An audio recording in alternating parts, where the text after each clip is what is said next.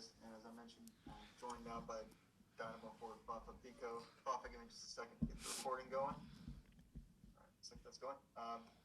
Thanks for taking a couple minutes here to chat with us. Just starting out, just kind of give us your initial overall thoughts on how the game shook out and just kind of the takeaways from tonight, I guess. I mean, it's the derby. We obviously wanted to win, and we haven't won in a while. I think everybody's aware of that. We're hearing it a lot, so it's not a great feeling coming out with a tie at home, but it's done now. So, there was some character shown.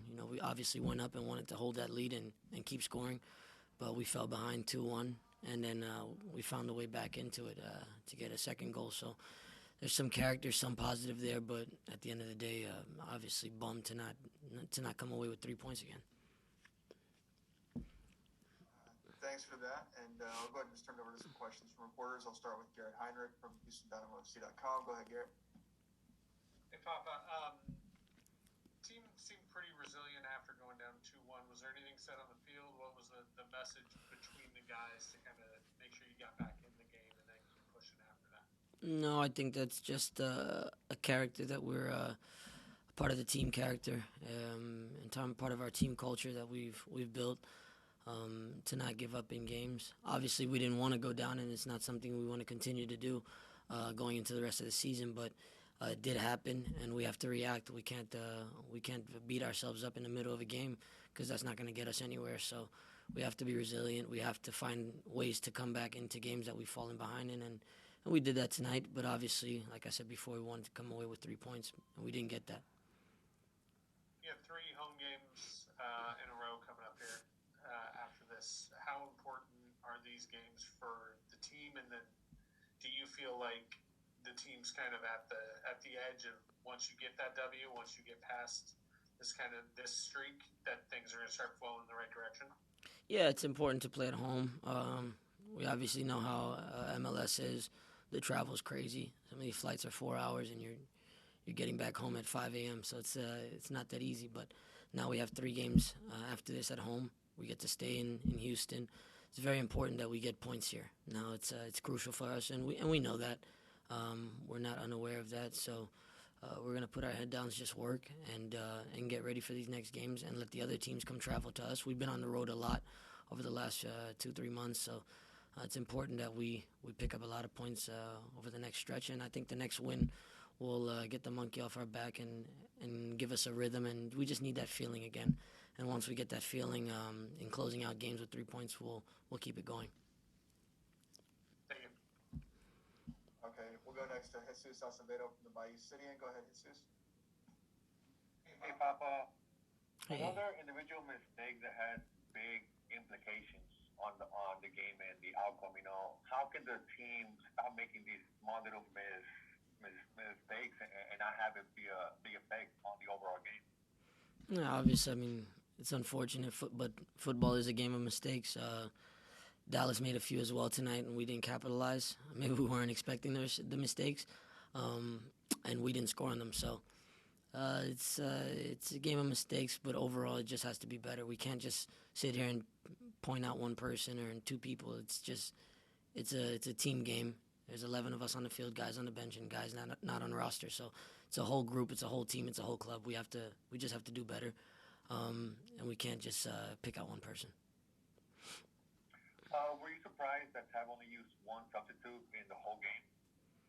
I mean, I'm just on the field. To be honest, I didn't pay attention to that. I'm just trying to win the game while I'm on the field, and whoever's on the pitch with me at the time is who I'm working with, and that's it. On a personal level, 4 goals in the last 5 games. Do you feel like you're, finally not finally, but you feel like you're finding the game more and finding the back of the net more, obviously? Yeah, it's what I expect of myself. Obviously, I've done it in the past. Besides Dallas year, it was a low year stat-wise for me for tactical reasons, but this is what I expect from myself. A lot of people in the league forgot that I score goals, but I've been doing this since I came back to MLS in 2017, if people want to go back and watch the highlights and the stats. But that's what I do, and that's what they brought me here to do, and that's what I expected from myself. It obviously took a while. I was doing other things on the field that I thought were helpful for the team, and I do whatever I have to do to help the team, whether it's run defensively, make runs to let somebody else score. Right now I'm scoring, and I hope I keep doing that. And more than that, I hope we start winning games. But I'll do everything that I can on the pitch to help my team win. And if it's scoring, assisting, or just making a run for somebody else to score, I'm just as happy. Thanks, Fafa. Okay. Next we'll go to Victor Ariza from the Striker, Texas. Go ahead, Victor. Fafa, I wanted to ask you about the team reaction after Dallas' second goal. What was said to keep your heads up, to keep going for the equalizer? Nothing specifically was said. It's one of those moments where you're like, crap, here we go again, you know? But we also knew we had a lot of time and we have a lot of character. And today we had such a spirit in the locker room before the game that we couldn't lose this game.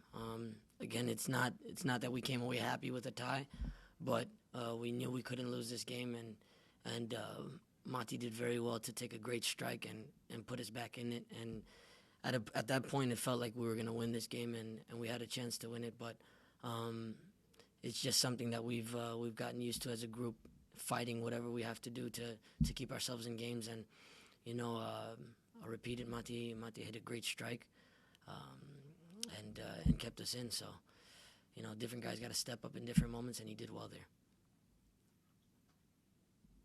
There's good things. I mean, I think anybody who's analyzing this team knows the good things that the team is doing.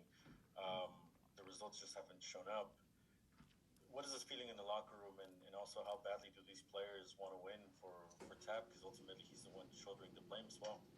Yeah, it's unfortunate, honestly, that a lot of it's falling on Coach. We're actually just sometimes shooting ourselves in the foot. You have certain games where we should just finish them out. It's pretty simple. If you watch the games, I know people go on Twitter. Some of the people on Twitter don't watch the games. If I'm being frank and honest, we don't see them in the stands. So, if we go and play games, we're trying to win the game. And a lot of them we're just not closing out. To be very simple, we need to close them out. Some of these games we've had that we could have tied, we lost. Some of the games that last game, we could have won it easily. We were attacking them. We were right down their throats every play. That was our game for the taking, and it didn't go our way. And it's unfortunate because every game it seems like the same thing, and it starts to seem like an excuse. But the reality is that of our football right now, we're not getting the results. And it's fine for people to complain. It's normal because we're not winning. We can't say anything right now. We should be winning games. But at the end of the day, we know what we can do, and we believe in each other, and we believe in this group. And we know that once we get that win, we'll pull things together and continue. Thanks, Fafa. Okay. Any questions for Fafa in Spanish before we let him go? Give it a minute. Click the raise your hand button if you have any. Not seeing any. Fafa, thank you for the time. Thank you, guys. Stephen. Ciao.